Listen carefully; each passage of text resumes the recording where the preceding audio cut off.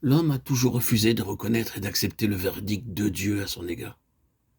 C'est pourquoi il poursuit un chemin où il cherche à manifester une expression et une réalisation de lui-même.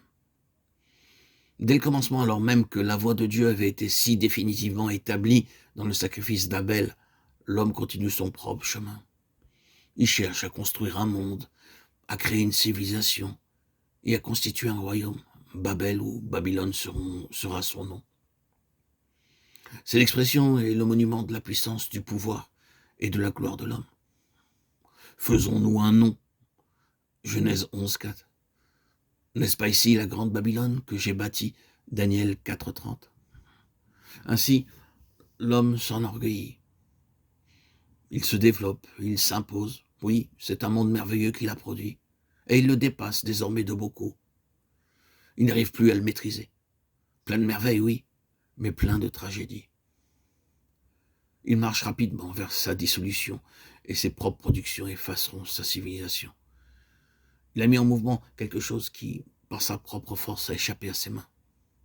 Il faudra que Dieu intervienne pour abréger les jours de cette fin, sinon aucune chair ne serait sauvée. Matthieu 24, 22. C'est là ce qui se présente immédiatement à l'horizon. Combien nous pourrions écrire de choses à ce sujet, mais nous nous arrêtons.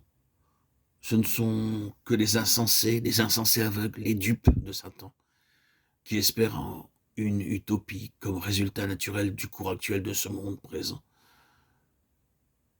La civilisation n'a fait qu'accentuer l'essence ou la sensibilité de l'âme. Et déjà, nous connaissons quelque chose de ce que signifie les hommes rendront l'âme de frayeur. Luc 21, 26.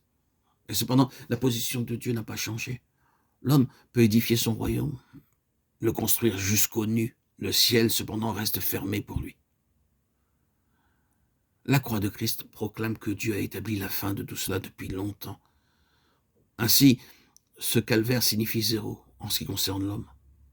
En ce qui concerne le dessein éternel de Dieu, il n'est pas possible de passer la croix autrement que par la mort, par l'identification avec Christ, par la foi. Lorsque cette place a été prise et que tout ce qu'elle implique est accepté, alors un nouvel homme paraît par l'union de résurrection avec Christ. Si quelqu'un est en Christ, il est une nouvelle création. 2 Corinthiens 5, 17. À partir de ce moment, une double opération commence. Il doit y avoir une crise définitive dans laquelle tout ce que Dieu a en vue est accepté, que nous le comprenions entièrement ou non. Cette crise renferme et comprend tous ceux qui suivront. Cette double opération sera d'un côté l'ascendance du nouvel homme, de l'homme spirituel, et de l'autre côté la soumission de l'homme naturel ou du vieil homme. Ce sera l'éducation de toute la vie. Il est nécessaire de le comprendre. Si Dieu effaçait actuellement, s'il extirpait le vieil homme, toute la base de l'éducation spirituelle serait enlevée.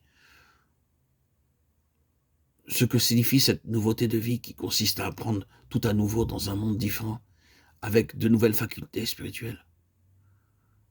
Ce nouvel homme est l'homme caché du cœur, et son éducation se fait par le Père de nos esprits. Hébreux 12, 9. Elle se fera en accord avec une déclaration précédente de cette même lettre aux Hébreux jusqu'à la division de l'âme et de l'esprit. Hébreux 4, 12. Si nous étudions le reste du diagramme, la signification de cela nous sera très claire, car nous trouvons ici une nouvelle loi et entièrement autre. La loi de l'esprit de vie, Romains 8, 2. Cette vie a sa propre loi ou ses propres lois que nous devons connaître. C'est une vie de foi.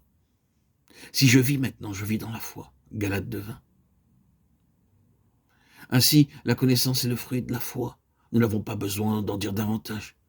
Mais il nous faut mettre encore un accent final sur la crise de la croix. Dieu ne peut parler à l'homme qu'à cette place de la croix. Chaque développement nouveau dans la vie d'un enfant de Dieu sera d'une manière ou de l'autre une nouvelle expression de la signification de la croix. Une mort plus profonde, d'où sort une vie plus pleine. Dieu maintient l'équilibre d'une main ferme, et pour finir, la dernière phase de notre dépouillement ici-bas aboutira à notre couronnement avec Christ, là-haut,